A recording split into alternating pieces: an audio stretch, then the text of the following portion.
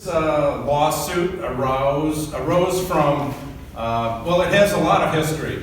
And a few months ago, we were talking about how absurd it is that Michigan both has marijuana as a Schedule I controlled substance, which theoretically has no medical use, and also we're licensing facilities to sell marijuana as medicine. And we all believe that those two cannot stand together, that they are incompatible. And so here we are today. Mike, you want to talk about this? It's got a medical, legal identity with huge bureaucracies of the state, supervising and charging a minimum of $66,000 for you to open a dispensary to sell this weed that last year you could have been arrested and sent to prison for by the same people.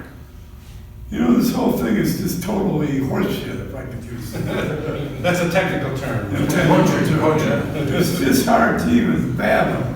And you know, for 80 years they've been locking people up and taking their possessions and harassing and terrorizing us as citizens because we like to smoke weed.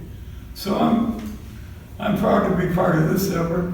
I want to be part of every effort to completely remove the police from our lives as regarding to marijuana. All right. They got nothing at all to do with marijuana.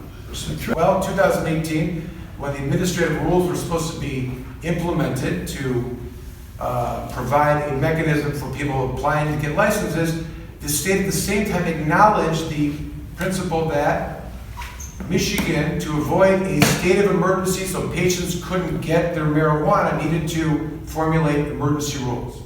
So, first of all, when the legislature passed this law, they acknowledged that the state would be in an emergency if people didn't get marijuana. That is not how you talk about a controlled substance.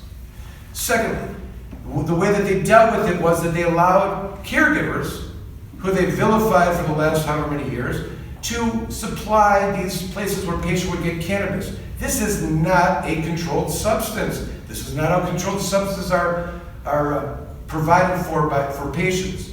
And as the year went on and they tried to move to their regulated system that's been created, which wasn't working, they've had more caregivers, extended the rules, and identified the names of caregivers this last go around that this method of people growing in their basement are going to provide, or wherever are going to provide to be the source for patients. And that's the state of affairs right now in Michigan. This is not a controlled substance.